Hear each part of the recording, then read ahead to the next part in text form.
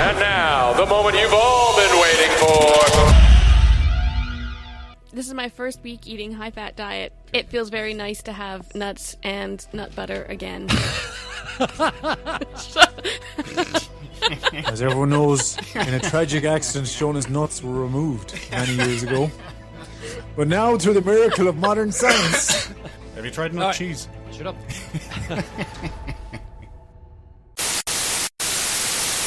Good evening and welcome to Is It a Bicycle? Season 10, Episode 28, the original and bestest ever TV and movie podcast. My name is Stephen Wrigley and I'll be your host for this evening.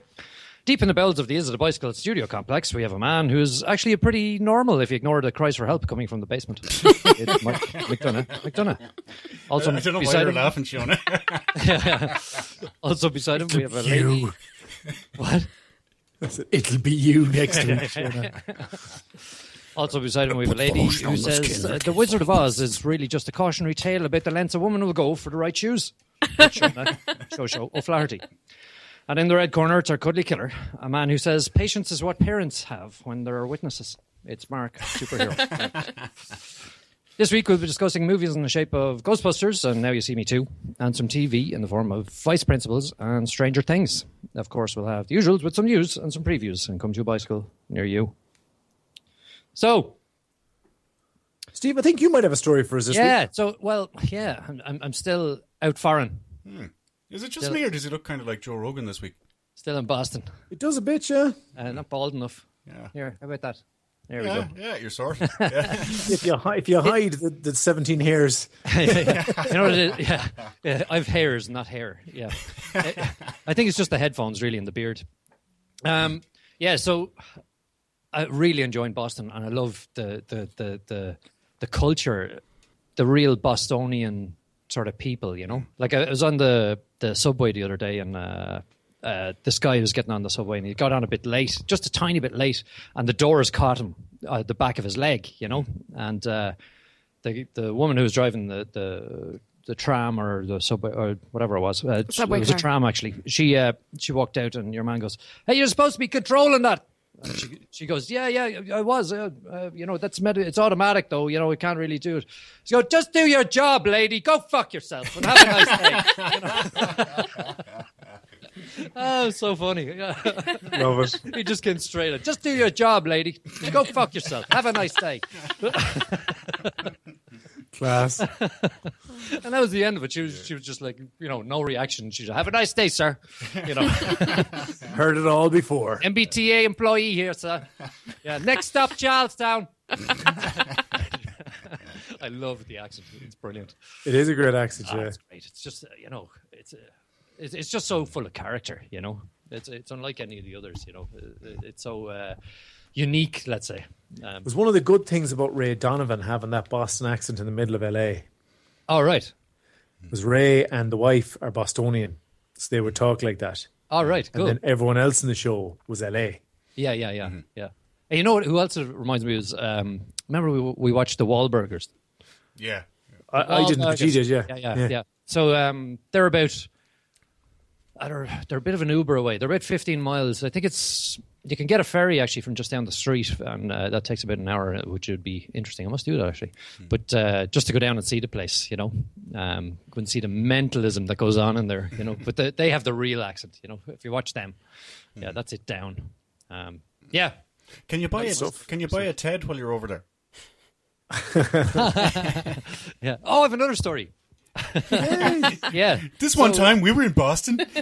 Yeah. So it's another similar kind of thing. It could apply anywhere, but we're in. The young lad was sort of getting a bit hangry, you know, so wanted something quick, and we were walking past McDonald's, and it just fuck it, we're going to McDonald's, you know. He hadn't been to McDonald's in the US yet, you know. We'd been eating pretty clean, so we went in, and it's the Secret Life of Pets is the thing at the moment. It's the toys that come with the kiddie meals and so on, you know. And when you can log on, and there's a game and with each one and blah, blah, blah. So we get him the kids' meal, we sit down, and then these four people come to the table beside us, and they all got kids' meals, right? 4 adults, right?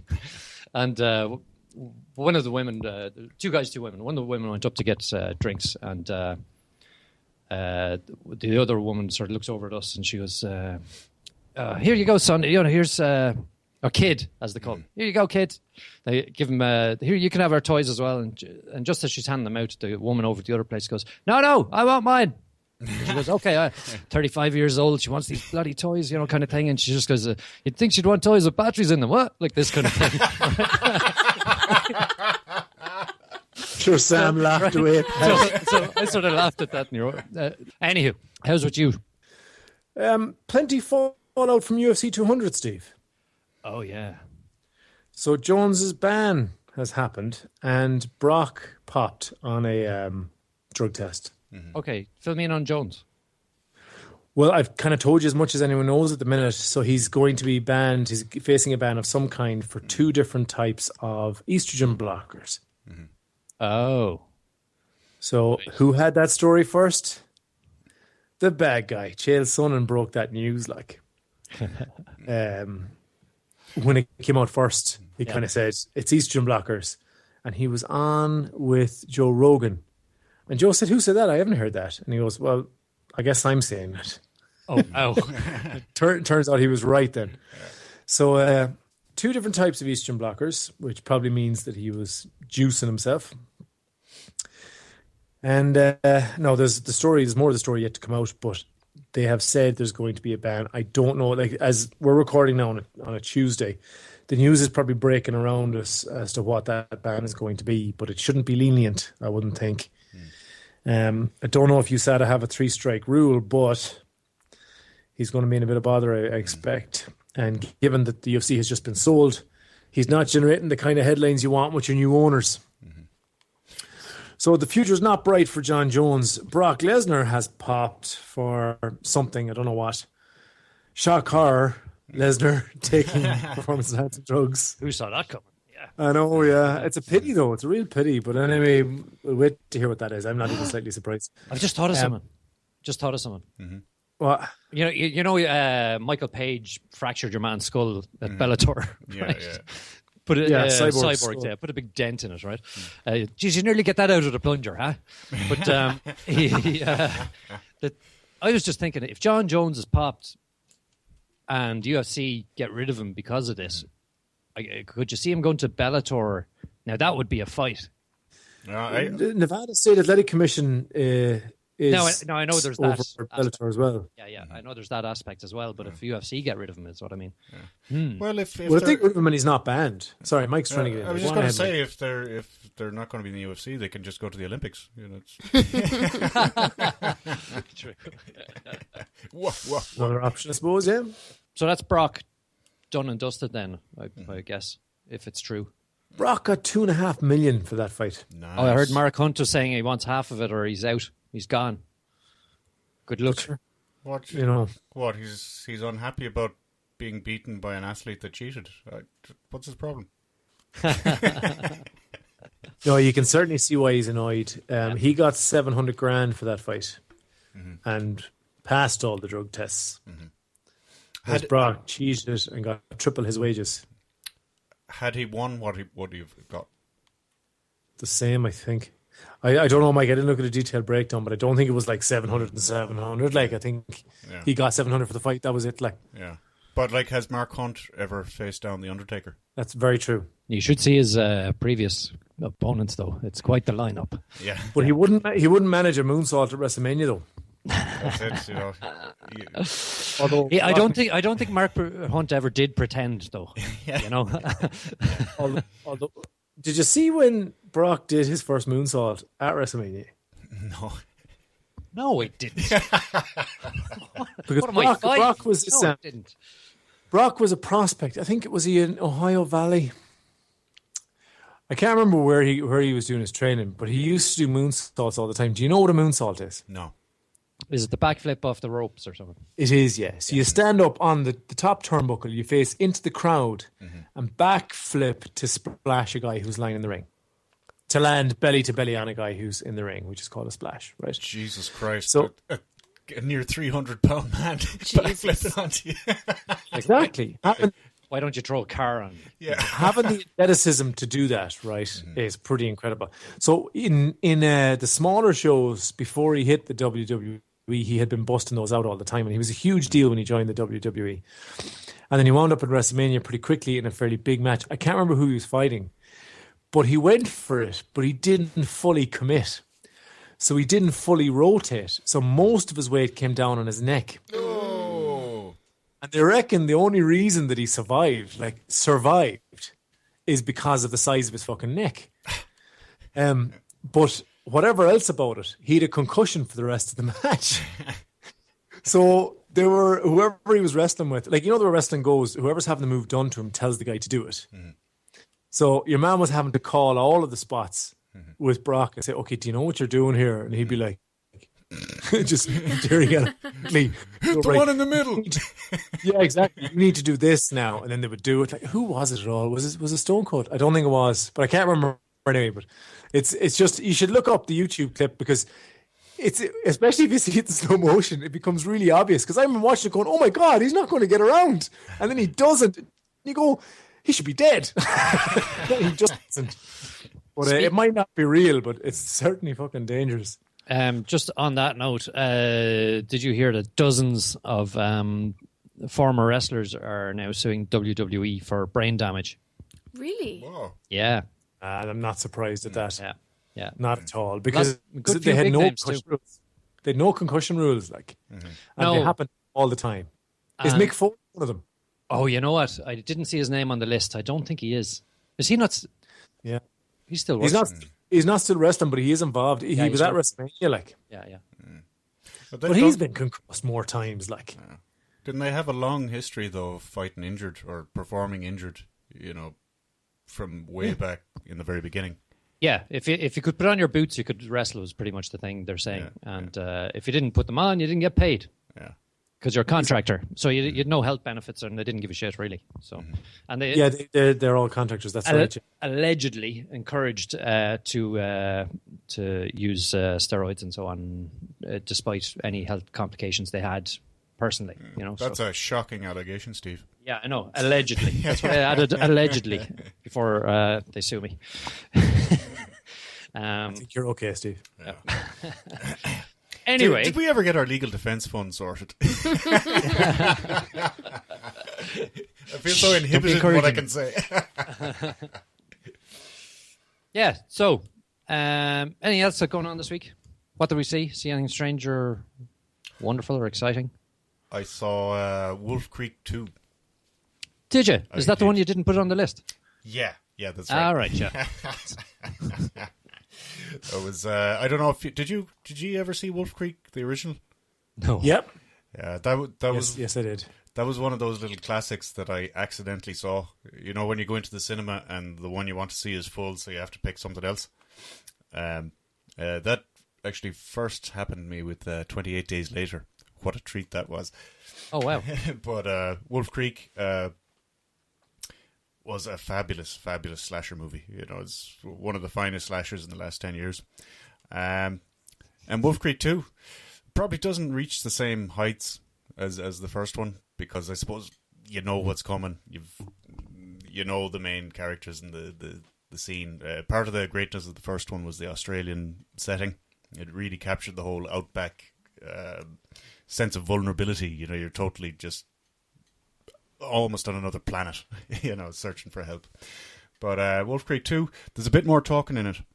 They kind of give license to the main guy to build his motivation, largely due to the British sending prisoners to Australia. Right. He's kind of like, what the fuck did you expect me to turn out like, you know? But yeah, very enjoyable. If you like the first one, you enjoy the second. Oh, okay. Yeah. So it's a genre lover's movie then. Yeah. Like, for example, I really wouldn't recommend Shona to watch this particular movie. Right. Yeah, you had me at slasher movie. It was never going to happen. But it was very creative, because, you know, you've seen slasher movies, and it's very hard to get something new that the audience hadn't seen. Right. But Wolf Creek was very creative, you know.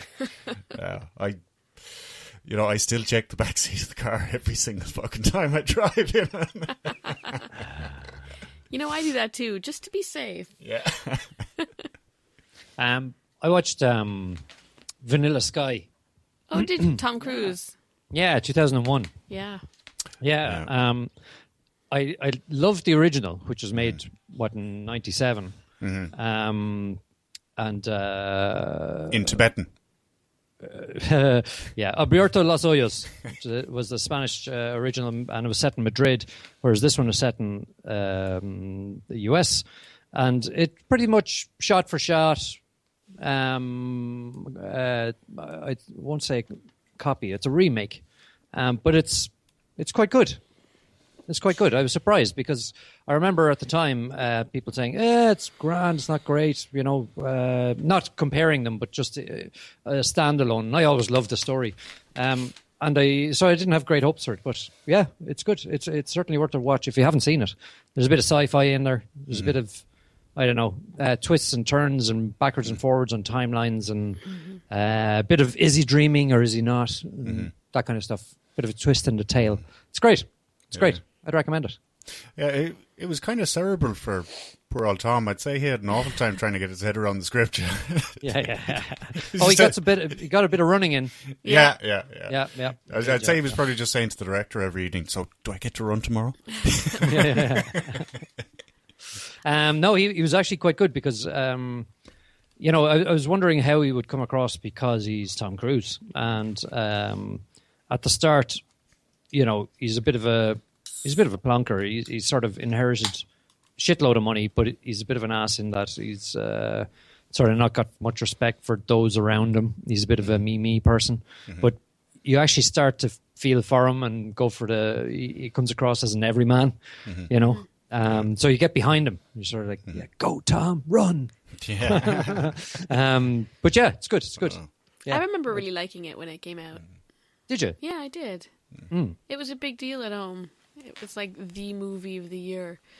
So it's himself and Kurt Russell and Cameron Diaz. That's and the Penelope one with Cruz. Raining Frogs, isn't it? Is there another movie can't he's in remember. called Magnolia? Yes.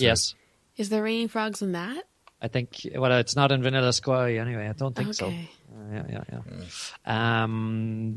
Incidentally, Penelope Cruz is in both of them. Okay. Yeah. Did he and marry plays her? the same character. Did he what? Did he marry her? In real life? Yeah. I think they dated anyway. I'm not Okay. sure if they married. Did they? No, they married. He went Nicole Kidman, then Katie Holmes. There was never Penelope Cruz in there. Okay. I thought he had fitted her in at some stage. But... I don't think so. Did she fit him in what? Yeah. Actually, speaking of Tom Cruise and thereby Scientology and thereby paying for levels of knowledge, I know, Steve, you're big into the old altcoins these days. Yeah. Have you heard of OneCoin? Rings a bell. It's a few years old, right? It might be a year or two. It's marketed very powerfully, much like the Scientology. And what they do is they sell you educational materials. And as you complete the materials, you can sign on for another level for even more money. Oh, really? And I think the goal is to make you an uber trader in altcoins. But as part of this, they also have their own coin called OneCoin, which can only be traded with other members of the group. Yeah, that's not the one I was thinking of. Okay. So I really don't see any problem with the business model. I think if you put your money in, you're definitely going to get it back. Yeah. But you should. I think there's some of the presentations on YouTube. They're really impressive in terms of marketing and just picking on people's weaknesses and stuff. It's I really enjoy watching people's weaknesses being picked on. Yeah. Wow, I'm going to have to look that one up. Yeah. Mark, you saw something different this week, didn't you? Something off list. What are you referring to, Steve? Well, actually, it became on list. So I was going to suggest No, start. that can't happen. I need something, Stranger Things. something a bit strange. Yeah. Stranger Things. I wasn't aware this was put onto the list. It wasn't, Shona. No. Pay no attention to Steve. Playing fast and loose with process over there in America. Now he's in the land of the free. The rules don't apply. Steve, So we have Stranger- rules or we have death. You have to understand. Yeah. Exactly, Shona. So Stranger Things came out on Netflix recently and generated a lot of traction in social media. Unless I'm wrong, Steve, you look stricken with me saying Netflix. Where did you get yours from? No, I think you're right. I thought it was HBO. I can't remember. No, it's Netflix. You're confusing it with Yeah. Vice Principals, possibly. I am. Yes. Yeah. So it came out on Netflix, got a fair bit of traction. It is a story about 4 unique-looking young boys. They are allegedly normal, but don't look like that. And one of their friends goes missing. Around the same time, they find a girl, and there's lots of mystery around it. Like they find a girl or And they find a body of a girl? And it's strange. No, they find an actual living girl. Like, she appears and she doesn't speak very find- much. She seems to have mind powers. But isn't that just called meeting somebody? Like, how do you find somebody? Is she lost? She's running away from people, and they find her. Is this like Lars and the Real Girl? I don't think I've seen that. So I was. No, it's I not. thought. It's not at all. I was waiting for Steve I to thought react. he had seen this. I thought that he had seen this. And I appreciate my joke about the strange-looking boys, but they're the most unique-looking you're right. young lads Yeah, I've yeah. ever met in my life. Like, one guy's face looks like a hatchet. Another guy looks like he doesn't have enough jaw space. The other guy would pass for normal. He'd be the one buying the beer. Right. And then there's the guy that went missing. So it's set in the 80s, I believe. 83, yeah. Yeah, and it starts off with them playing Dungeons and Dragons, which in 83 is what I was doing. So I was going, man, I'm in this TV show. And there's obviously either supernatural or extraterrestrial forces at play.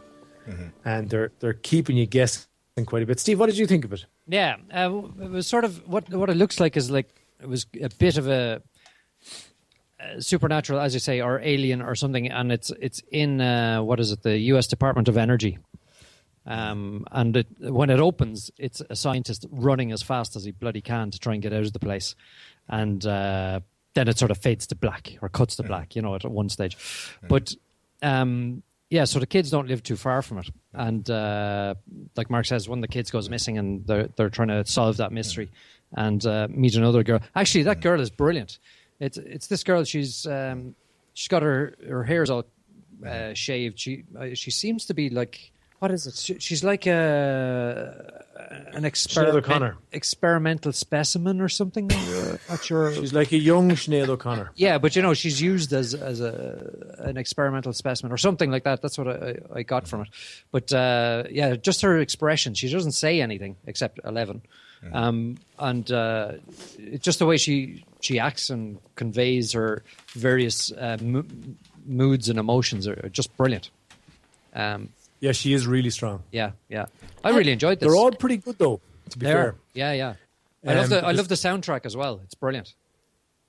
As very you're 80s, talking, I'm quite pulling up Stranger Things on my Netflix just so I can have a look at these faces. I want to see the hatchet face. a poor guy. But this is a real sort of throwback to, like, the Stephen King type books and movies, where there's a bunch of kids that hang out for the summer and they're on their bikes and they're on their choppers, actually, and cycling around, and then a mystery comes up or something happens, that kind of a thing. So it's great. I'm well into this. I love it. I've only seen the first episode now, but I'll certainly be watching the second. It's very, very, very strong TV show. It is, yeah. I'm 2 episodes deep. There's elements of E.T. to it in the way that they're trying to hide the girl. Yeah. And it's set in that time period. So it straight away kind of put me thinking about aliens. And right, I'd actually forgotten, Steve, about the opening scene where it was set in something to do with the government. So maybe this is more terrestrial than I'm expecting. But no, I think it's really good. Like there's themes of, childhood friendship and all that running through it very strongly. And the kids are playing that really well.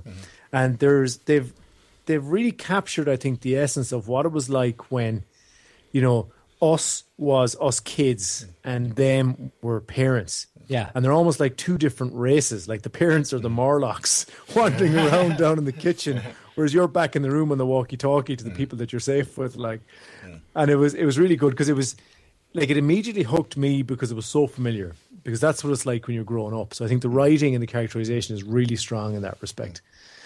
And they just tell a really good story. I'm going to watch all of this for sure. Like as I said, I'm 2 episodes deep into something I thought I wouldn't have time for at all. But once I started watching, I said, you know what, there's something here. And I think they've got something that has enough of the familiar wrapped inside things that are unique and unexplainable. And they're mysterious. So you want to try and figure out what's going on. So it's all hook. Like there's just so many hooks to keep watching it. And nothing's been spelled out to you. Actually, the whole kid factor reminds me of It as well. Good that's analogy. Yeah. So, am I getting this right? This is a new TV series that doesn't start with a flashback. Good point, Michael. No flashback. This looks really good. Yeah, Stranger Things. Very strong show. Go watch it. You'll enjoy it. Yeah, especially you two. I will. Yeah, I will. You'll love it. Yeah. Okay, so next one we saw, next bit of TV was the new show called Vice Principals, starring Danny McBride, written by Danny McBride, produced, directed, I don't know. Danny McBride seems to have done a lot.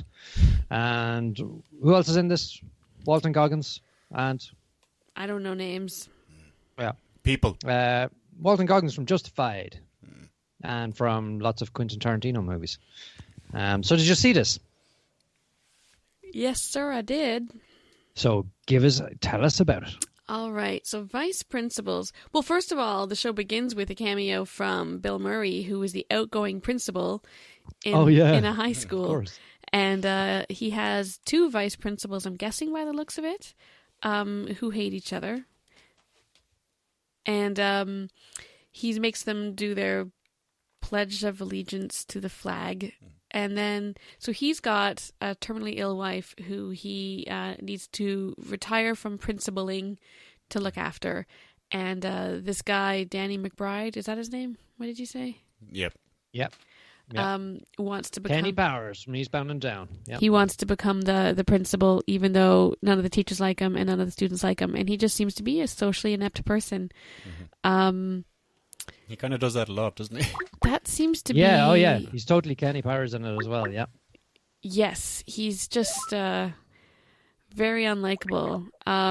He's a dick to the students. He's a dick to the teacher. He's a dick to his ex-wife and her new partner. He's pretty much intolerable. And the show focuses on his relationships with people. I guess it's supposed to be hilarious, the way in which he is socially inept. Shona, you're really selling this to me. Shona, have you seen or did you like Eastbound and Down?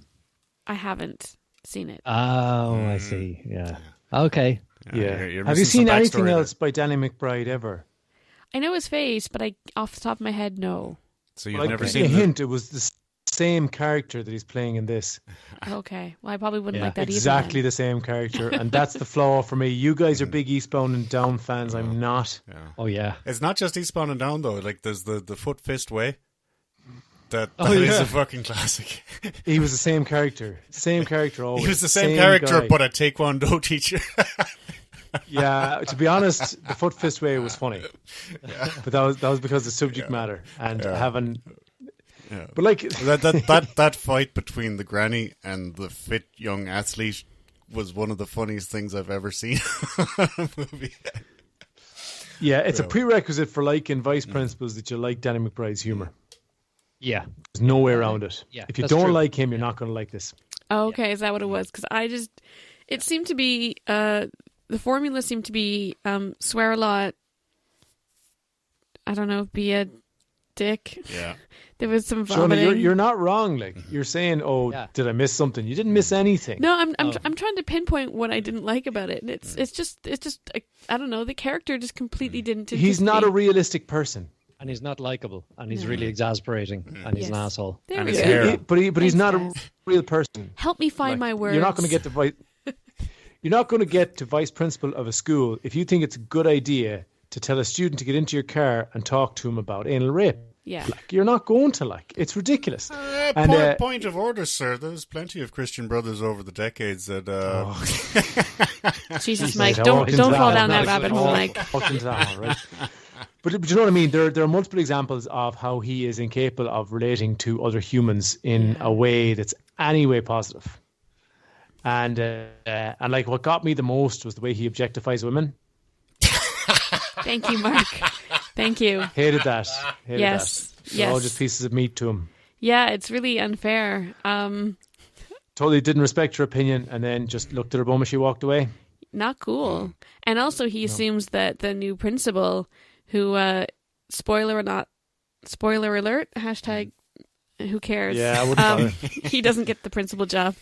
And it's a woman who gets the job, and she's also black. And so he files a complaint pretending that it's, that it's affirmative action, that this doctor of like education doesn't deserve her job. And I guess if you were looking to be offended, it's a show that could offend you pretty easily. Mm-hmm. It's just stupid, really. I want to hear just someone... To clarify my earlier point, I would have looked at her bum too, but I would have respected her opinion first. Okay, that's good.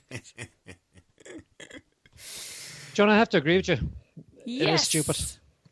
But you loved it. Oh, shock.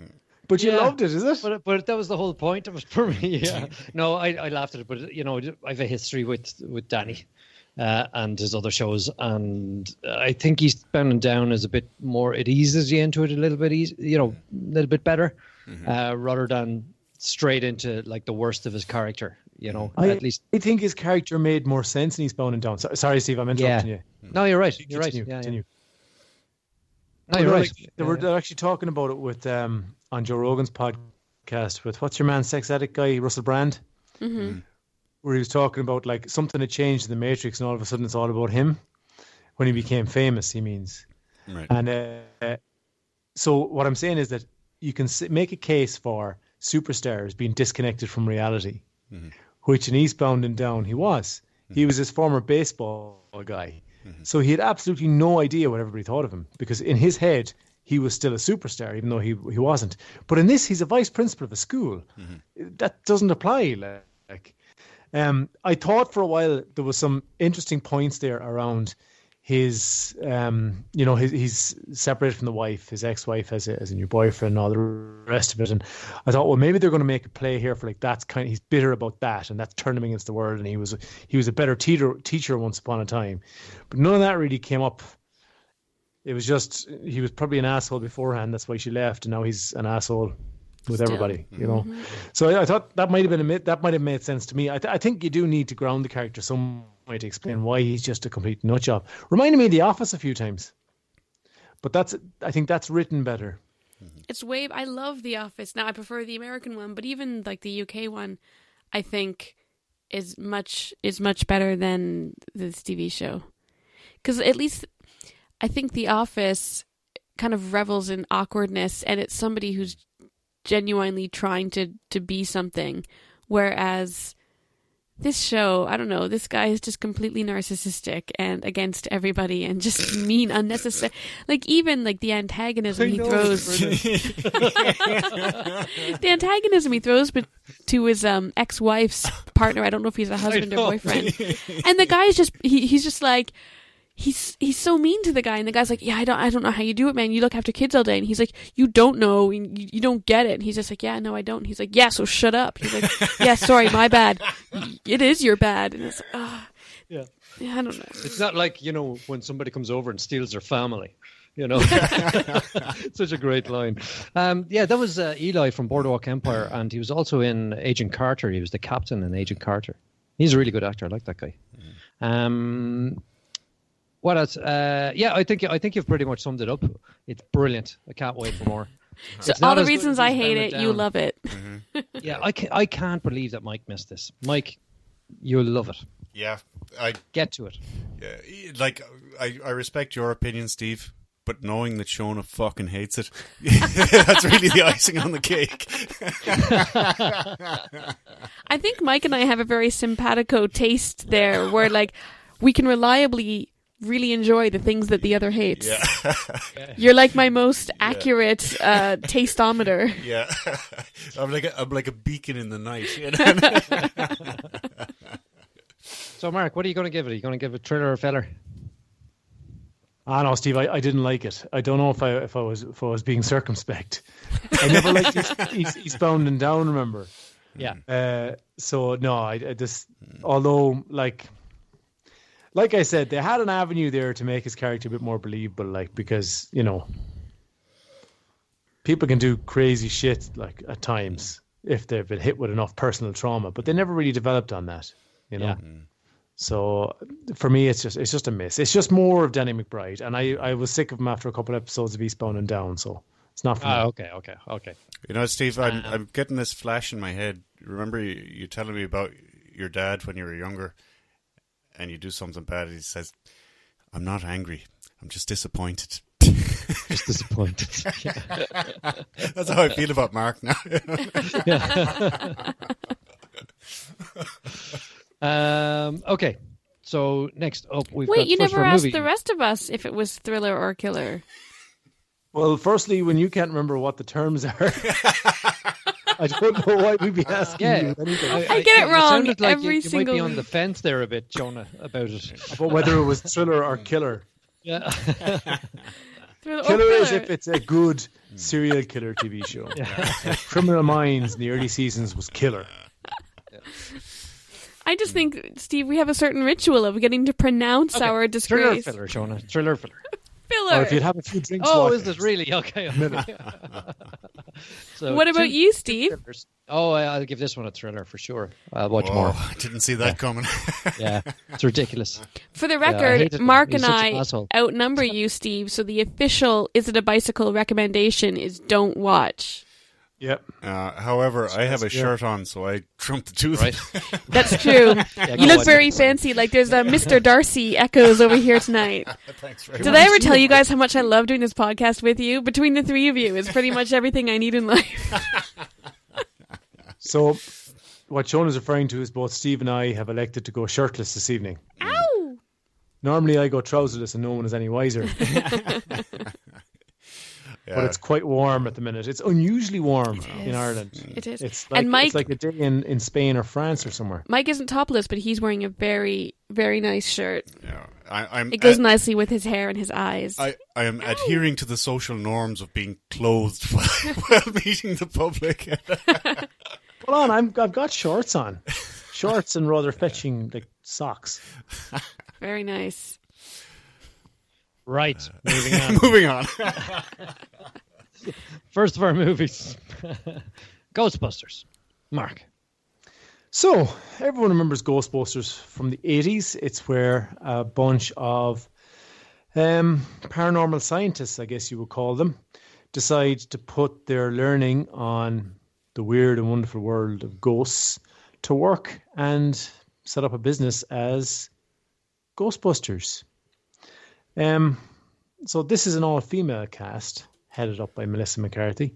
See, it's funny because when the original Ghostbusters came out, nobody called it an all-male cast. Sorry. No, they didn't. Just had to say that. I'm sure you were about to say that, Mark. I'm sorry I cut you off.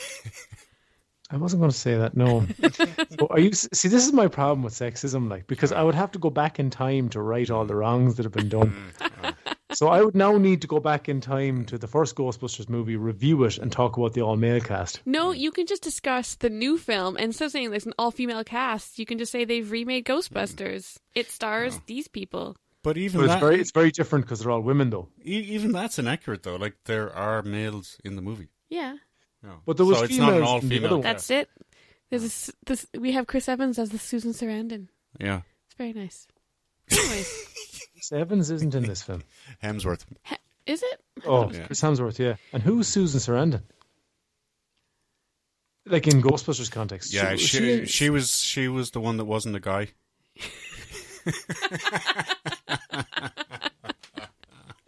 Do you mean Janine on reception? Yeah. That's not Susan Sarandon, but okay, I know who you're talking about. She is a Susan Sarandon alike for sure. She's actually in this. Get this. All right, Mark. You need to go do Okay, your I homework. missed something completely. Tell me, what did I miss? who Susan Sarandon is. In the I know original, who she is, but in the, in the context of original Ghostbusters, Ghostbusters, she got possessed. She was the one that got possessed, and they you had mean to. Sigourney Weaver. Yes, that's what I said. Sigourney Weaver. It was such a long time ago. You said Susan Sarandon. Okay, look, I was No, just. I totally see, when said you guys, Sigourney when you and Weaver. Mike, when you and Mike say things, I just assume I've gotten something wrong, so I have to get to the bottom of it to try and correct myself. But this is one of these rare occasions when I was right. It is. Where It is. Mark's on top of this. Yeah. Sorry, Mark. You've got this. Go. Yeah. I've totally got this. So Winston, Bill Murray, the guy that played Winston in the original Ghostbusters, which was of course an all-male Ghostbusting cast, and there was another. Janine, who was on reception, appears in this as well. Oh God, what's his name? The Ray. Marshmallow Man. Oh. What's his name? The other, there was Bill Murray and Dan Aykroyd. Dan Aykroyd has the worst cameo in the history of cameos in this. It was terrible. It was self-serving and needless and didn't help the story. It was just terrible. It was the wrong way to do a cameo. Isn't that the whole point of cameos, to be self-serving and needless? Yeah, but this was a bad one, obviously. This was a bad one. He actually says, "I ain't afraid of no ghosts." No. It was just, look, it was bad. Just take my word for it. If you haven't seen it, it was bad. So this film is 2/3 really good, 1/3 really bad. And I was going into it with seriously low expectations because it's being slated in a lot of places. But I tried to keep an open mind because I did like the original Ghostbusters. I just thought that this was going to be just a kind of a remake. So it is a reboot, not a remake. It doesn't hit the same story beats, so some of them are still there. Like they decide to become Ghostbusters and go on their first thing. But somewhere along the line, there comes this loop into it where they go after a ghost, doesn't go so well. Sciencey stuff to make us better Ghostbusters, go after another one. And they do that 3 or 4 times too many, right? I don't know how many times they do it. It might be like twice. But that loop was getting shorter and shorter each time. And the point of it was that every time they would have new gadgets and you go, oh, that is so cool. I can't wait to buy that merchandise. And it just seemed a bit forced. And when I realized that, it kind of snapped me out of the enjoyment because it's quite funny. Chris Hemsworth is far and away the best thing about this TV show. Not because he's a man, Shona, but because he's really funny. He is the funniest himbo. Wait, is that sexist? I think so. Okay. The funniest himbo. He's playing the receptionist and is just a complete bimbo. He doesn't even realize when the phones are ringing. But because he's so pretty, the Ghostbusters objectify him and keep him around, which I was That's not right. thoroughly offended about. But he's up there actually with. Do you remember Brad Pitt playing the himbo, the personal trainer in? Jesus, what was it called? Burn After Reading. Yeah. He was, yeah. Have you seen this, Mike? Yes, I have. Yeah. Oh, I'm sorry. I've been going on and on. I thought I was going solo here, but yeah, he was the best thing about it for me. If he hadn't been in it, Steve, have you seen it as well? No, I'm just Mike didn't fill in the fucking sheet. So you can't get Trying to keep you on your toes, man. Just can't, you know. I don't know if it's worth mentioning the affirmative action backlash that what's the name of the girl who played the girl without a degree. Sorry, Mike? The girl without a degree. The girl without a degree, yes. I'm looking her up here frantically. Does Melissa McCarthy not have a degree, no? No, she does. She's a scientist. Ah, okay. There's 3 scientists and 1 non-scientist. Kate McKinnon's really good in this. She's really funny. God, I wish they had done this in a decent... IMDb's let me down, people. It's the name of the girl. See, that's your problem right there, Mark, is that you care, Leslie about names. Leslie Jones, right? Leslie Jones plays the blue collar. She's the Winston analog in this cast. And she got a lot of hate over Twitter and other social media about her role. And leading to a Twitter campaign where other people showed their support. So I think that was quite invasive, and she almost had to give up Twitter over it. Really? Which the newspaper articles are saying like that's a big deal. But I don't think it's a big deal she has to give up Twitter, but I think it is a big deal that she was getting hate from anybody for any reason. She said she used to get videos of people telling her how terrible she was and stuff. And to be honest, you kind of have to take a step back and say it's just a fucking movie. Yeah. You really do. But the problem with fans, we talked about this before. The problem with fans, they don't realize where the line ends. Like, so. Why was she getting like? Why was they saying she was so terrible? Just as an actor? I think they were saying she was kind of put in there as an affirmative action thing. Like she's the only black member of the cast of the Ghostbusters. And she happens to be the one without a degree. Yeah. So she's like... so she's... So they were saying there was like racism in the casting. Yeah, they were blaming her for taking the role. Yeah. Okay. Was that not the original thing with Winston, though? Yeah, but that was they probably thought that was the same thing. Don't try and bring facts and logic into it, Steve. That's all right. Okay. Yeah. Okay. Go on. Okay. Yeah. So the poor woman, she did take an awful slating. I'm really glad I don't bother with Twitter. Seems like asshole central. Well, sure, like people be assholes, man. You can't escape them. But no, what did you think of it, Mike?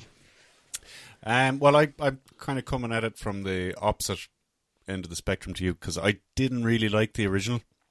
That's because you have no heart. That's right. That's right, Mark. Hate everything. The world's only living heart donor. Yeah. So, A, I didn't really like the original, and B, I had heard all the trolling and the trash talk about it. So I was thinking, this could be the worst movie ever made. I have to see it. I'm surprised you put it on the list, actually. I just like to keep you on your toes, Mark. So it's kind of like the first movie, which is bad because I didn't like the first movie. But Melissa McCarthy, I enjoy kind of much more than the Bill Murray, Dan Aykroyd kind of thing that went on in the first one. Like I loved Dan Aykroyd in the Blues Brothers, but I didn't particularly like him in Ghostbusters. And Melissa McCarthy, she's just a funny woman. You know, she just comes on the screen and you just can't help yourself. The plot is ridiculous, as you said. You know, let's find a ghost, go fucking vaporize it or whatever. Bust it. Yeah, bust those ghosts. Because busting makes you feel good. Exactly. So, yeah, I mean, as you said, it's got great bits like Chris Hemsworth, amazing. Despite being objectified by those women. Yeah, well, you see, like Shona gives me shit for being a dick like that, but I enjoy the whole taking a stereotype and fucking running with it. That kind of thing I really appreciate, and I think they did a really good job in this movie. Special effects were pretty decent. They obviously spent a lot of money on it. Did you see it in 3D? No, I didn't do the 3D. I didn't have the option up here. I wanted to though. Yeah. Well, I'm on record. I'm not a big 3D fan. Two pairs of glasses is just not cool. Tell me there was a Marshmallow Man. You couldn't remake Ghostbusters without the Marshmallow Man. Shona, what is the first rule of podcasting? Don't spoil the podcast. That's right. He was in the trailer. Was he in the trailer? He may or may not have been in the trailer. What you saw in the trailer isn't exactly. Mm-hmm.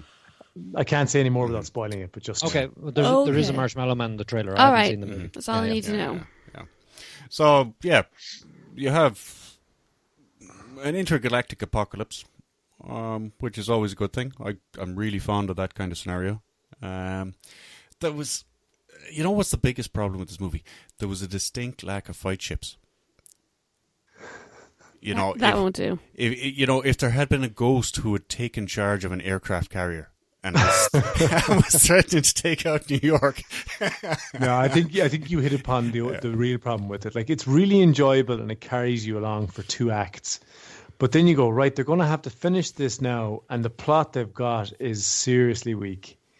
So then it just becomes kind of a conflagration of special effects that ends in an unsatisfying way, for me at least. Independence Day, so. No, I like that. I like that a lot. I far preferred Independence Day to this. But I see where you're going with the parallel, but just because these guys also had 20 years to prepare. Just saying. Good point, Mike. Good point. Yeah, so I wanted to enjoy it more. I actually enjoyed it more than I expected to. That counts. And my homemade beef jerky lasted for quite a while.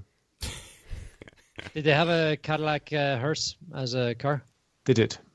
Awesome. Okay, I'll go watch this. There was an awful lot of homage to the original one. Like there was, they reference it every chance they get. If the firehouse. No. So What? we're spoiling things now. We need to leave it. That's quite funny. Like, just back off, man. Address? Back off. Okay. Asking too many questions. So, forget that there was a previous Ghostbusters. Would this be good as a standalone? For 2/3, it is a good film. Oh, okay. For 2/3, it is. No, I think, the equation you gave us was that it was 1/3 good, 2/3 bad. well, then I got it wrong back then, or else you're misremembering. I probably misremembered it. I was going to say I suspect you are in this instance. My batting average isn't very good tonight. Yeah, no, it's the first 2/3 are enjoyable and it flies along, and then it starts to drag when you realise that it doesn't really have the story momentum to get to a satisfying conclusion. Okay. And then it doesn't. Then it fizzles out. Because at one stage I kind of thought to myself, are they just going to keep doing this? Is this it? And then I was going, well, where are they going to go with this now? And then when you see what they do, you just go, look, this might be a huge hit with kids. Like there's a vaguely scary part at the very start, but that's it. Other than that, the ghosts are just a bit of crack. Right. Yeah. So it'll probably scan a lot better with the younger demographic who mightn't have the same requirements plot-wise that we would. I really miss vaguely scary. When you live on a diet of Wolf Creek. Just full on scary. It'd be nice to just reset the clock and be, mildly scared again. I wonder what your definition of vaguely scary is. It's probably for me like shit your pants scary. Like, I don't know, The Exorcist or something. Yeah, no, that's proper scary for me. For everybody, Shona, not just you. But anyway. I was playing the game Gone Home. I had a few hours to kill and I said, look, I've got this game. It's on my PS4. I'll give it a shot. And it's basically you arrive home from college to your family home, but there's nobody there. Right? And you just have to go around looking in rooms, trying to figure out what's happened where everybody's gone. And you're picking up pieces of notes and papers, and they're building the story as you go. And then in one of the early rooms, it says it's the electricity safety report for the house, right? So you read it and it says, because this is such an old house, there are layers upon layers of wirings that have been added in over the years. So consequently, taking them all out and putting in a new system isn't feasible. But luckily, there's no fire risk with the wiring that's there, although it is unreliable. For example, you could stand on a board and the lights would go out in the hallway. And I went, oh, balls.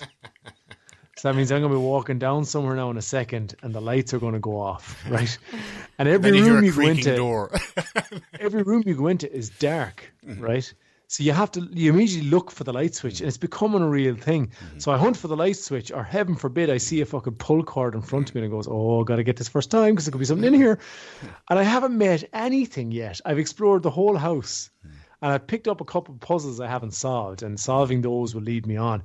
And there's an attic that I am terrified to go into. But it's made even worse because if you're reading a note, while you're reading a note, the house starts making noise in the game, right? So like you're reading the note, and then a board creaks behind you, and you go, "Oh, balls! What's going to be there when I put this note down?" And it's just brilliant for atmosphere. I really do recommend it. It's short. It's a short game. I think I only have an hour or two left to play, but really enjoyable. Really enjoyable. It makes turn on a light switch so satisfying. Actually, that would be good with the VR headset. Yeah. Yeah. And it's in the first person too, actually. So Oh, cool. Speaking of games, something happened to me this week that was on a par in terms of unlikelihood with Bilbo Baggins picking up the ring under that Misty Mountains. Pokemon Go. I played Pokemon Go. What was it like? No way. I killed a Pokemon. Or is it captured? Caught a Pokemon. Caught a Pokemon. I turned the little bastard into a ball. He's dead. You captured him in a ball, but yeah, okay. Well, I captured him in a ball and then I nuked the ball. So Mike is told the Pokemon is now in your Pokedex, and he's like, "Is this a sex thing? Where's the naked Pokemon? I have more than one." So is it fun? Is it satisfying, Mike? It's shite.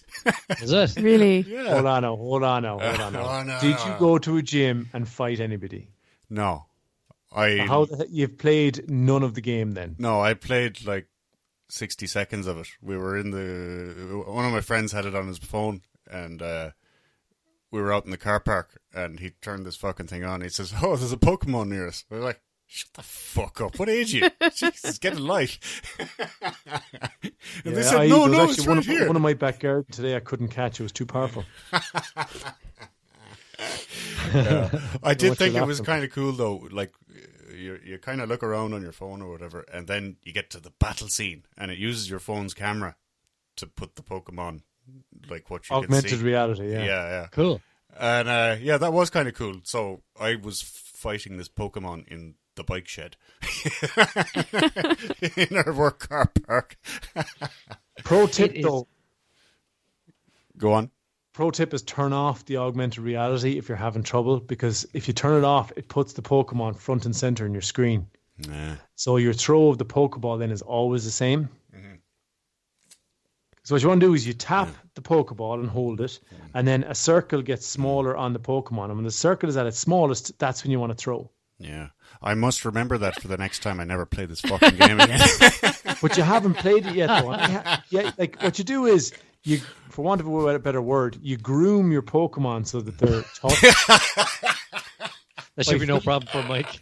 I know, yeah, wait till you hear the rest of it. By feeding them candy, Mike. And then you go to a gym, and then you take on other people who also have Pokemon. So they'll put their Pokemon out, and you put out your one, they'll fight, and you can control them. You can dodge and stuff and use your primary weapon, charging up a secondary weapon, or attack, I should say, because they're not weapons. So it's a glorified game of Conkers. Yeah, it is a lot. Like, no, look, don't get me wrong. I think it's a terrible game too. I think it's far too shallow to last for any length of time. Like, but I'm enjoying the fact that as you're out for a walk, say, getting exercise, your phone buzzes and gives you a pleasant distraction for a minute. Quite a lot of people getting mugged, apparently. Really? Yeah, they're People following the getting shot at. Pokemons. What? Yeah, Shot people at? in Florida were getting shot at the other night. Yeah. Because somebody heard someone saying, "Yeah, did you get that one?" Outside someone's residence at 2 a.m. Yeah. Someone came out with a gun and took shots at them. Yeah. Yeah, but those people are just going to be crazy anyway. Like, you can't legislate for that. It would be crazy.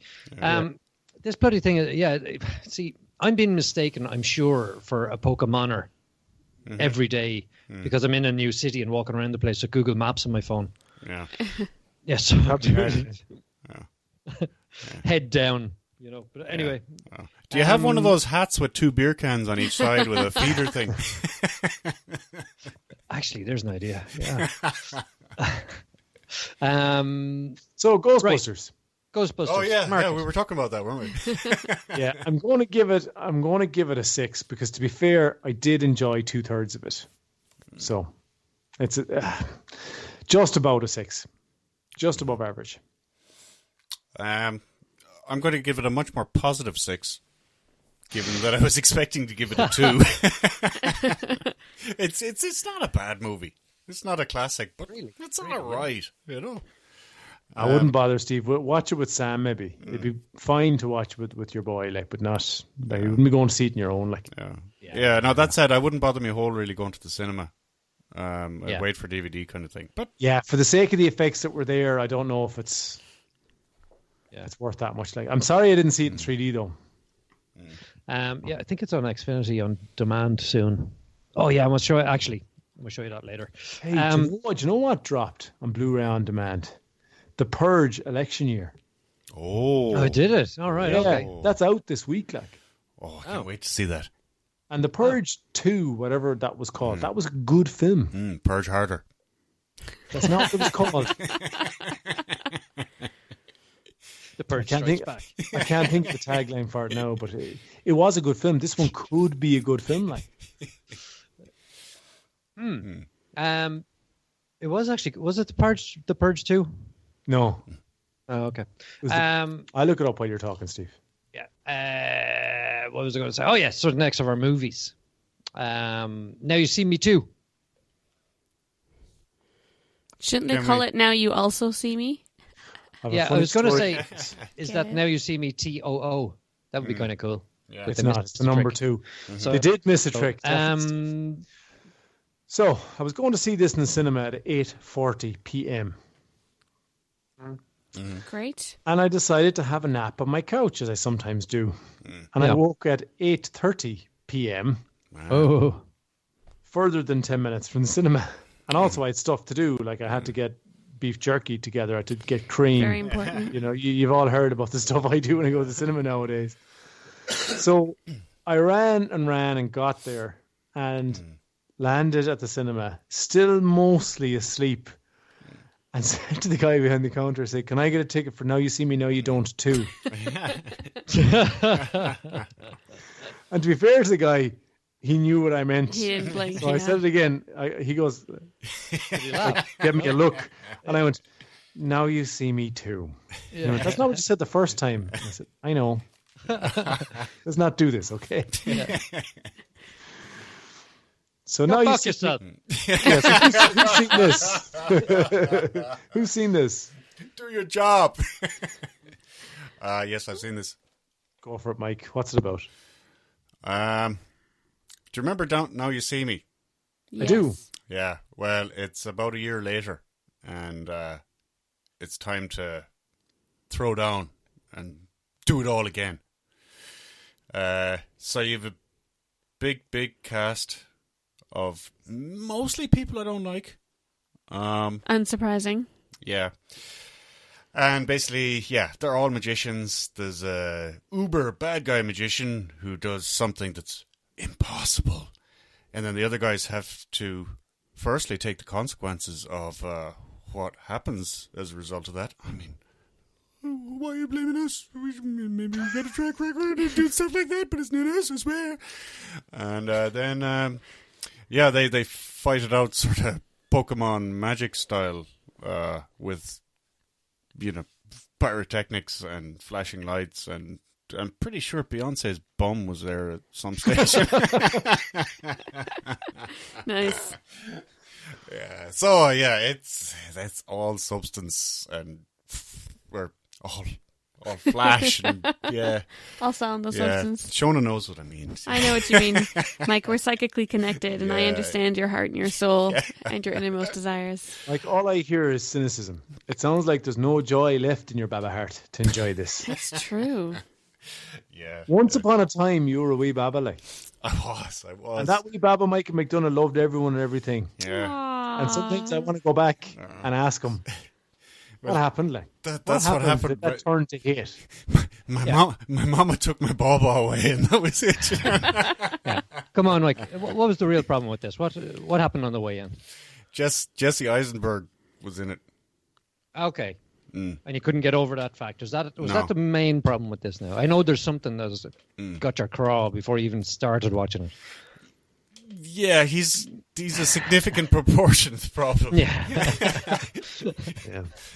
Jesse Eisenberg is what he is, like, at this stage. Yeah. right? Yeah. He's still playing the asshole character he played in Facebook. Yeah. Yeah. And like he does this kind of magic-y stuff, and all I could think of was the South Park episode where Cartman takes on the psychics, and they're kind of pointing their fingers at each other, going, "Jeez!" And all the other fake psychics are pointing their fingers at him and going, "Oh, we can't stop him. He's too powerful." Yeah. So I was a huge fan of Now You See Me, the original. Huge fan. Yeah, I really liked it. Yeah, firstly, I like everything that Mark Ruffalo is in. He's one of my favorite actors. I watched Now You See Me again a couple of weeks ago, just to remind myself. And having the goldfish memory that I have, I'd forgotten all of the twists. So I was able to enjoy it almost like new. It's great. Oh, I totally forgot that's what happened there. That's so surprising. So going into Now You See Me 2, I was hopeful that they would deliver on some of that promise. And I actually have the opposite feeling from watching this that I did for Ghostbusters. I thought this had a really strong emotional finish. But there were weak spots through it. Now, it's a better film than Ghostbusters, in my opinion. It's an awful lot tighter, a lot more happens. It has the same problem that all of these sequels do when there's a formula they need to hit, right? So, because the really cool part about Now You See Me 1 was they had these big set-piece magic tricks, one after another, that just amazed you. And there was an underlying... mystery or plot twist to them all. And then they didn't really do that for a while in this one. And then they decided, no, we have to. That's why people are in the cinema. We have to stick in big magic tricks somehow. And then they started to do that.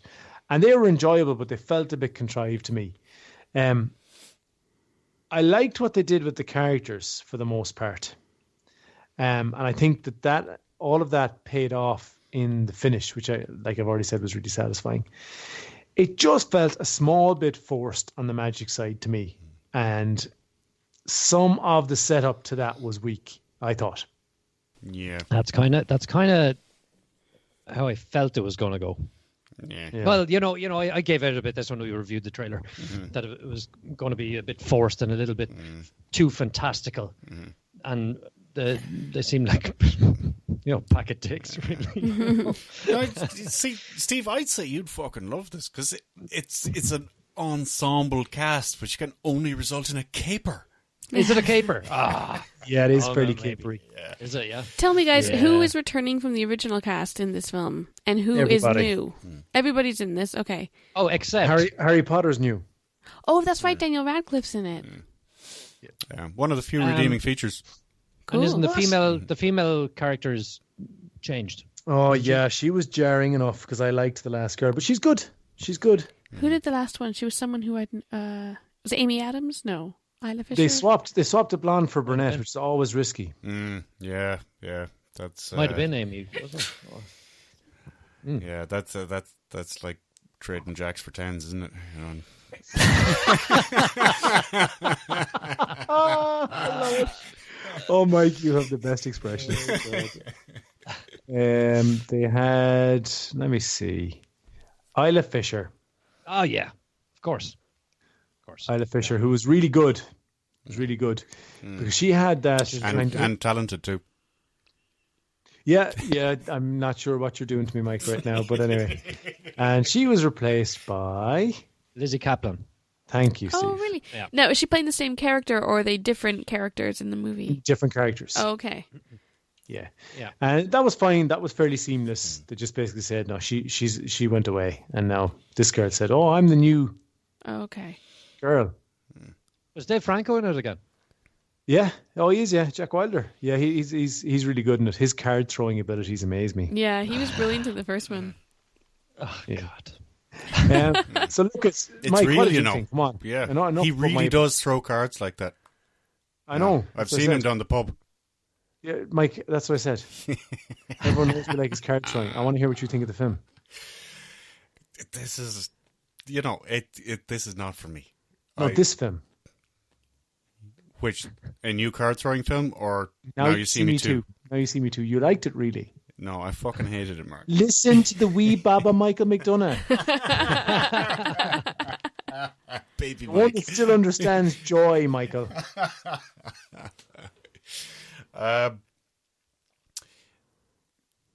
No. I tried, folks. He's in there somewhere. I can feel the good in you. There's gonna need to be a better movie to draw that Baby Mike out.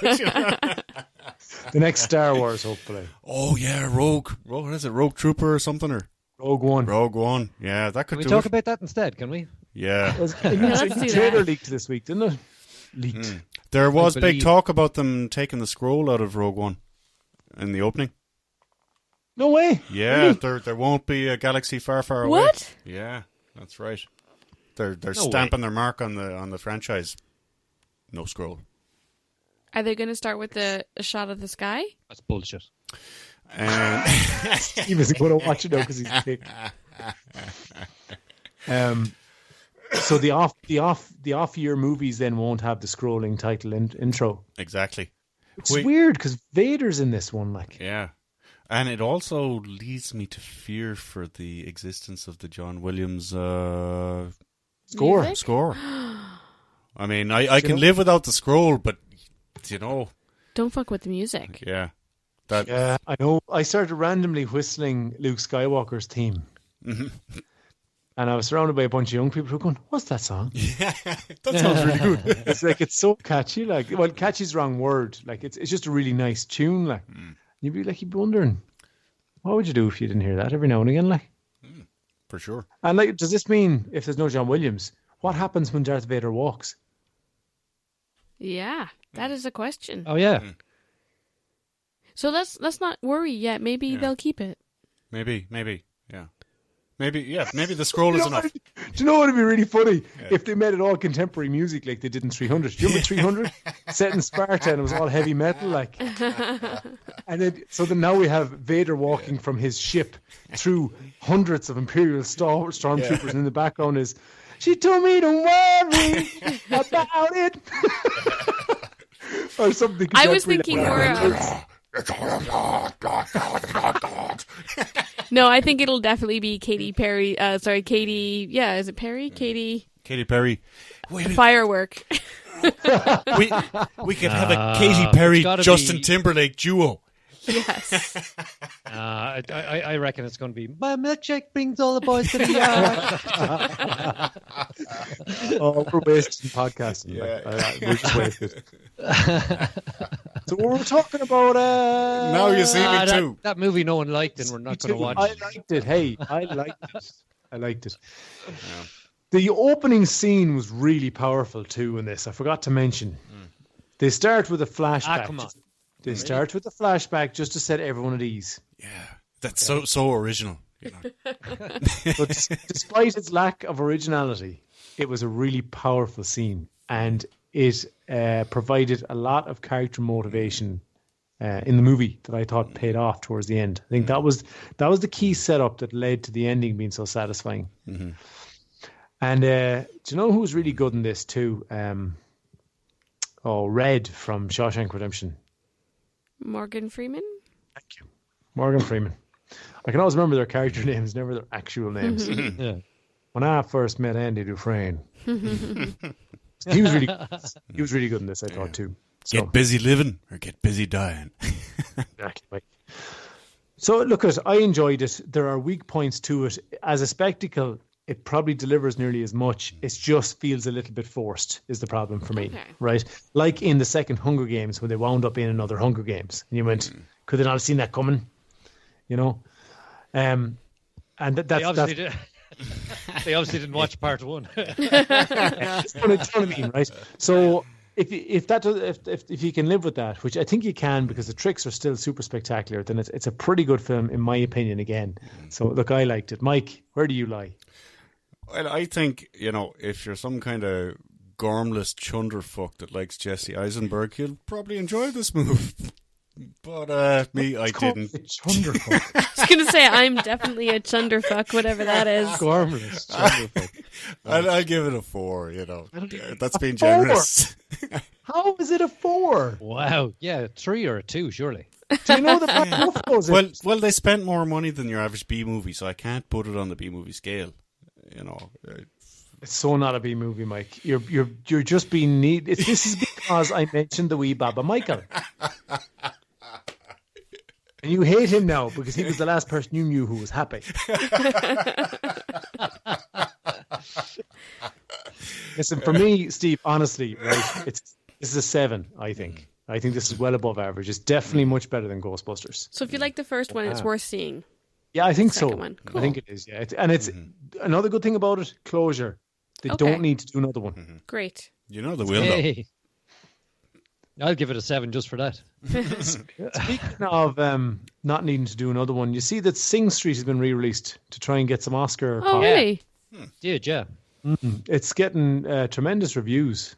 And I'm so going to throw a tenner on it to get an Oscar. Would love if it did.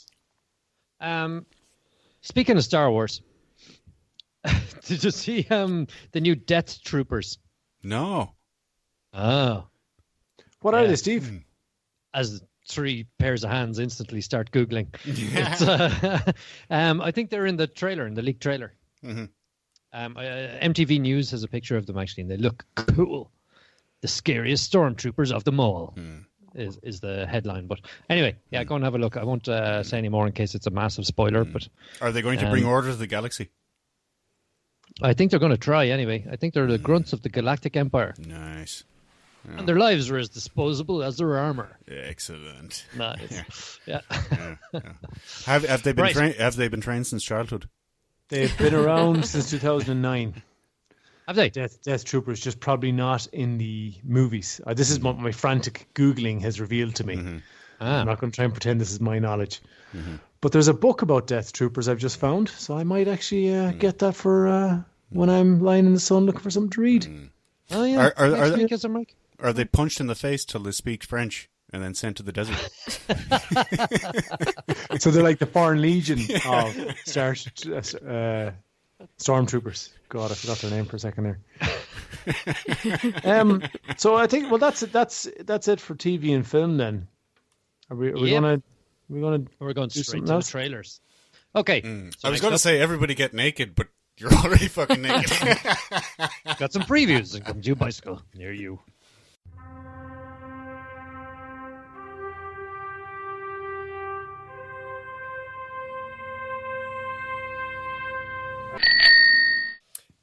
So the first one that we looked at was The Space Between Us. Mm-hmm. If you know what I mean. So this looks like a mission to Mars. Someone gets knocked up as a kiddo, and he comes back years later, and he goes, "Oh my God, isn't Earth just beautiful? What the hell is that? It's a horse." Oh, yes. So that's pretty much it. I think it's the first intergalactic teen romance film. Yeah, intergalactic teen romance. Yeah, that could be it. Or interplanetary. It looks interesting, though. Oh, yeah. You have to admit. Interplanetary. It does look interesting. Really? Ish. I mean, it's a theme that I'd like to see explored, but maybe not in this way. It looks a bit kind of saccharine, doesn't it? Yeah. My favorite thing about Earth is you. Like, you could see Thanks, that Shona. line coming. Yeah. She was looking at me when she said that. You all saw. The first 10 I was seconds looking at you from the neck down, Mark, to be clear. She never did like the beard. So, like they said, the first 10 seconds, they say, "We're sending you to Mars forever." I was like, oh, I could love this. Space, Mars, tech, possibly aliens on the far side where they haven't checked. Or Nazis. Yeah. And then it's just like, dude. Yeah.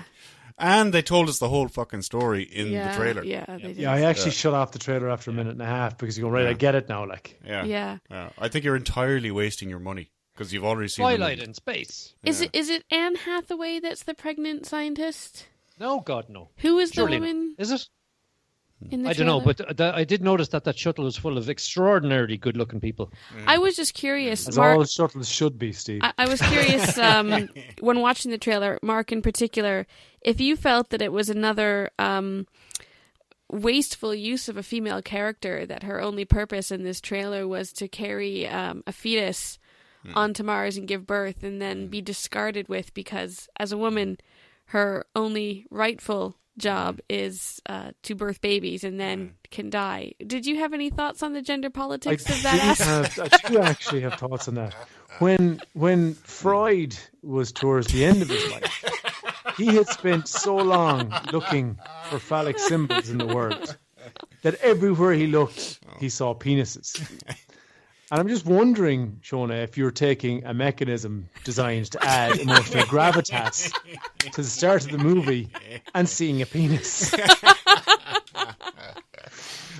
So while everything certainly has a gender political aspect and we would be ill-advised to ignore it, I completely ignored it in this instance. I mean, would it have been too much to ask for the baby to explode out of mom's belly? You know, just as a starter. Would have made I for a thought better that's film. And then eat the rest of them. From all Do the you other know- movies we saw. Do you know the whole time I was pregnant with Celeste, whenever she was moving in my belly, I always was just like, "You're gonna explode out of the top of my belly," and that's what Alien was made for. And she got And fangs and shit. I spent a lot. I actually sent a text to my husband at one point that said, "Like, what if she just explodes out of me?" Put it on YouTube, quick! We'll make millions. It happens, lock the especially door. in space. Yeah.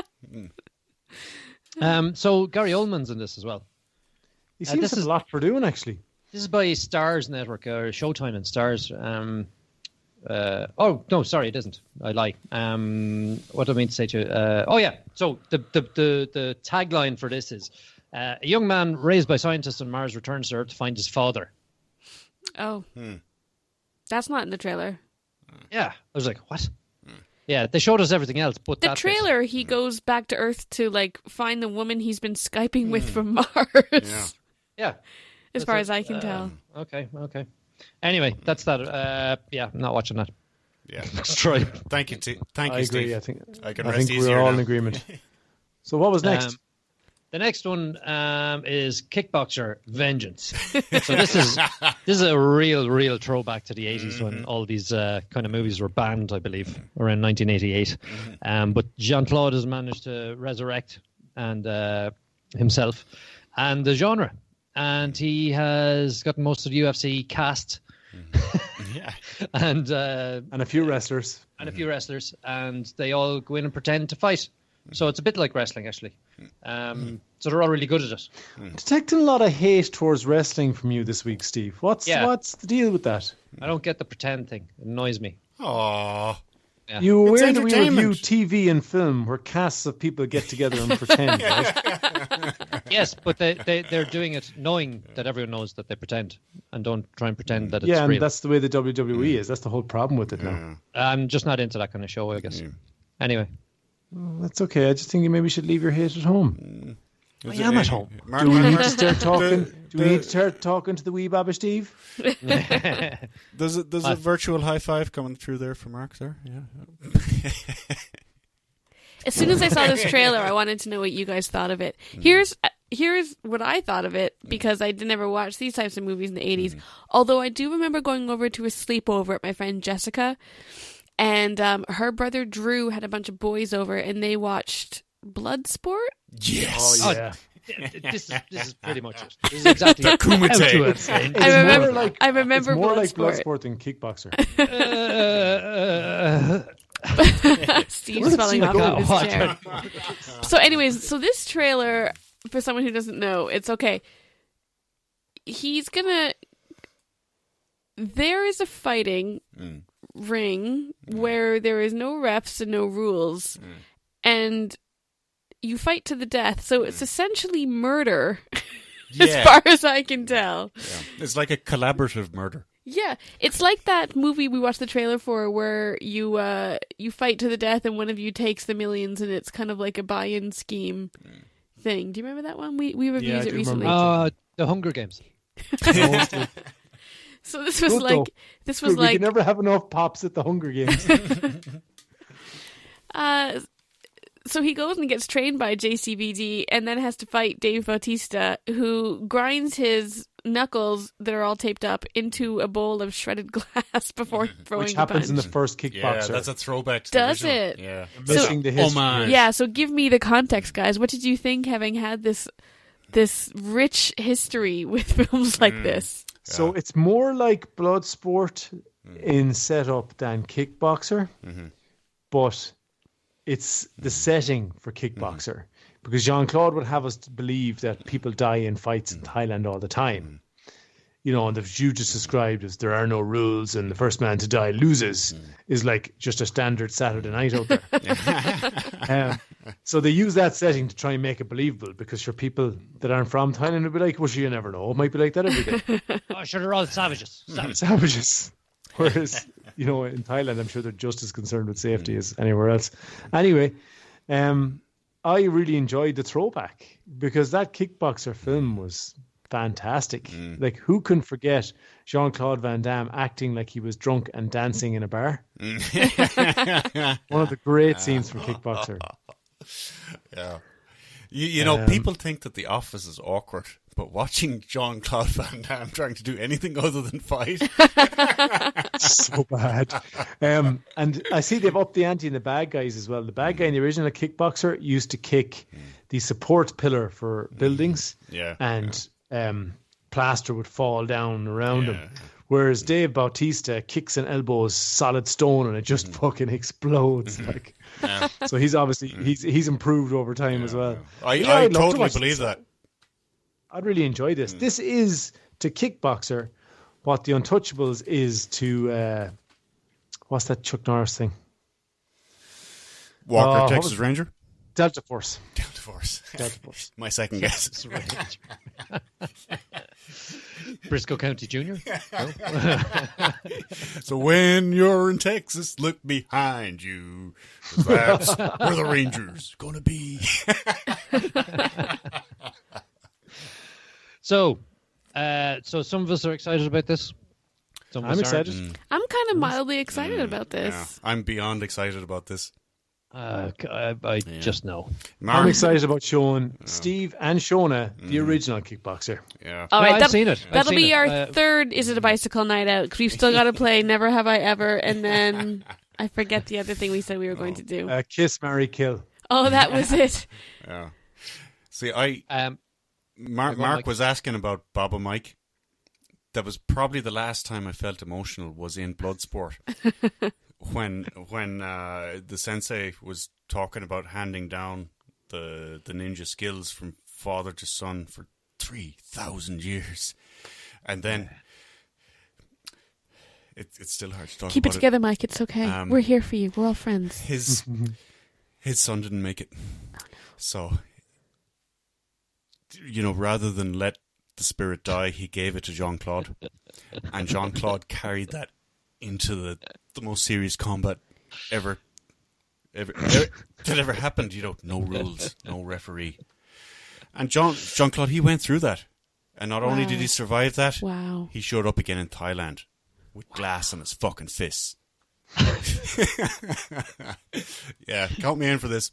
Do you want a tissue to wipe away your tears? You seem like you're very emotional. Just take a minute there. Yeah. Look closely. Oh, there wow. is the hint of a tear. There is. After so all beautiful. this time. Move on, Steve. The last one we looked at was The Edge of 17. So this is a movie starring, was it Haley Steinfeld or whatever Or her what name Mike is? calls date night. Oh, they're all out there tonight, aren't they? So this is a trailer starring a 17-year-old girl and an actress that's famous whose name I forget. I think it's Haley something. I think she's Taylor Swift's best friend, for what that's worth. Anyways, she's a 17-year-old girl. Haley Swifty bestie. Yes. And she feels like a bit is of, she? Yes. She's in She's that the Taylor Instagram-y Swift person. Bad Blood Yeah. co-star. So she feels not cool. Even her brother's like this perfect specimen, and she's just like, fuck everybody, I don't belong to anyone. So she has her best friend at least, and then she comes home one day and her best friend's giving a hand job to her brother, and she's like, fuck everybody. So then she goes to school and she tells the teacher, Woody Harrelson, that she's going to kill herself, and then he makes a joke about it, and then I guess he jokes her out of suicidal thoughts. And it's a comedy, I'm guessing, a coming-of-age tale, I think. Yeah. Woody Harrelson. He's a fucking legend. Is there anything he can't Isn't do? he? Yeah. He can do magic tricks. He can train Hunger Games. He can fight zombies. The first scene with him in this trailer was just brilliant. His whole part in it, the writing was class. Really, really good. Yeah. Made me laugh. Made me lull, in fact. Did it? Yeah. This movie, 2 words. Teenage angst. Yeah. If that's what you want to watch, watch this movie. I don't know if it's going to be if it had more of Woody in it, I'd be more excited about it. As it looks, I'm sort of a bit I could skip it. Yeah, normally I wouldn't give this kind of thing the time of day, but just Woody Harrelson, yeah, I'll give it a chance. Yeah. Yeah, it looks Speaking like of Woody it has Harrelson. potential. Mm-hmm. Oh, sorry, go on, Shona. No, I was going to say it looks like it has potential. Go on, speaking of... Woody Harrelson. Yeah. Just down the street. I'm looking at it right now. It's the Cheers bar. No way. Yeah, just down there. Yeah. Wow. Deadly. And does everybody know your name yet, or? Of course. It's the only place in the world where everyone knows their name. You know that. Do they have nameplates for the characters in there? What? Do they have nameplates for the characters in there? Like where Norm used to sit, do they have Norm? Well, it was made in a studio, dude. But, What? But they have converted it, I believe, on the inside to look like the original studio setup. So I haven't actually gone in yet because I was with a minor. Yeah. So I must wander down there. Should be. Could you imagine going into Cheers bar and it looks like, I don't know, Crow Park or something? I know. Yeah. Something poor. I know, yeah. So we got a few emails in this week. Oh, yeah. I picked out my favourite one.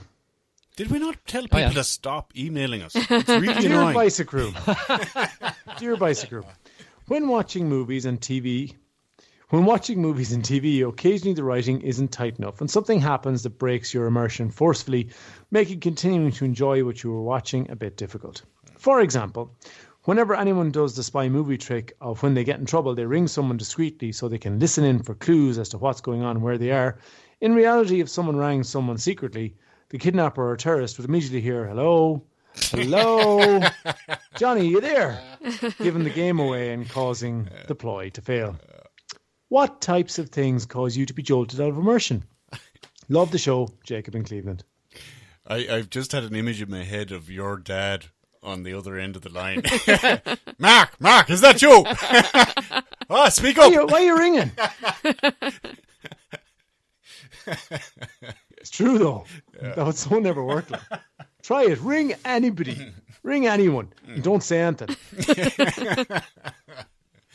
No, we should totally do that. We should ring somebody. We should ring like Steve. Sean, on air right now. Let's do it. We should ring Sean and then start doing like a conversation about how we're being kidnapped. And don't hurt me, man. Don't hurt me. Don't tase me, bro. And then see what does Sean do. Wow. I think Sean is savvy enough with the world of script writing that he would be like, he'd just start playing along. He'd cop on immediately. But this was I'm going to find you. And we were in no I'm going to hunt you. Yeah, exactly. On the other hand, he'd be completely useless if you were being kidnapped for realsies.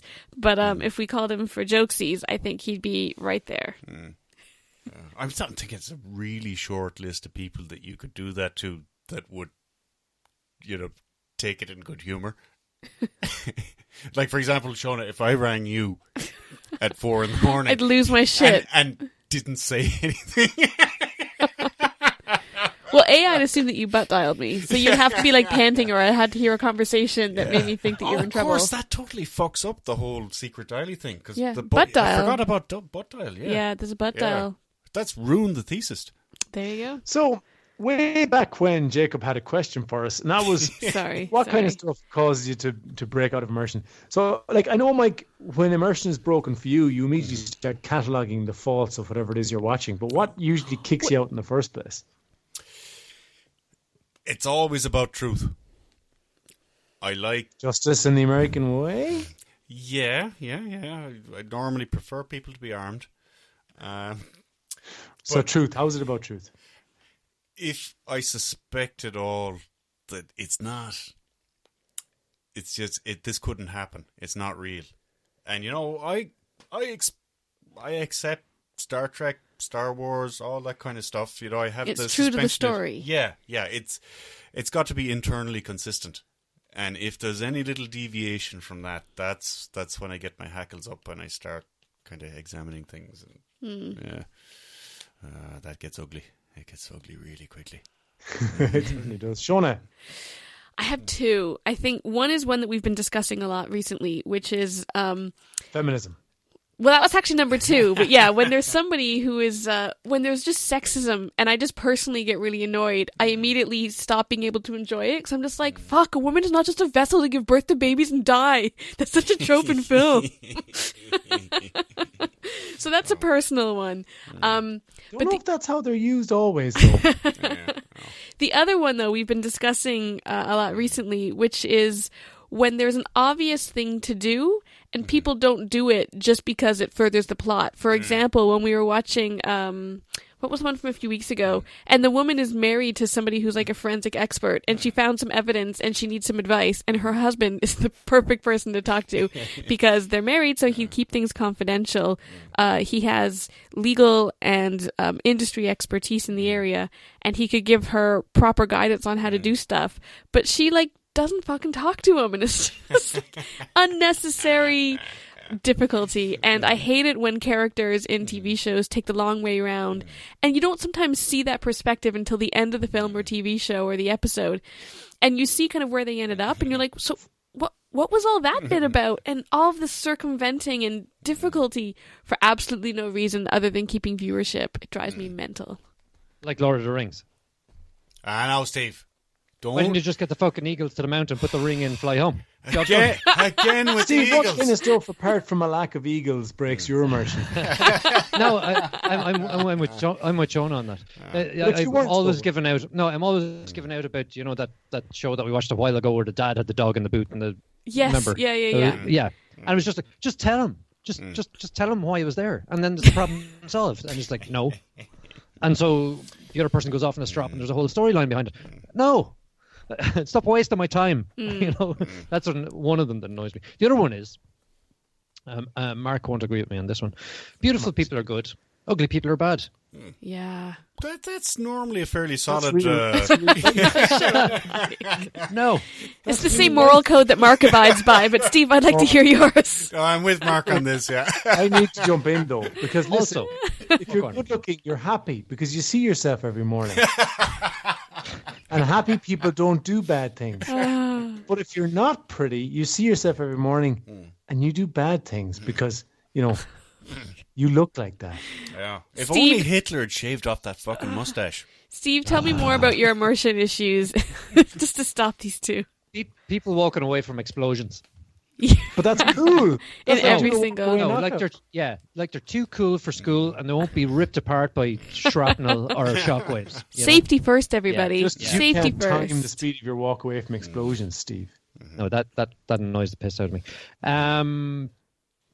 Do you know what's also really annoying is the forgotten savior trope, where you have a problem that's been building to all along, a TV show, an episode, a film, and you're just like, oh my god, they're really in a predicament, the tension's high, how are they going to solve this?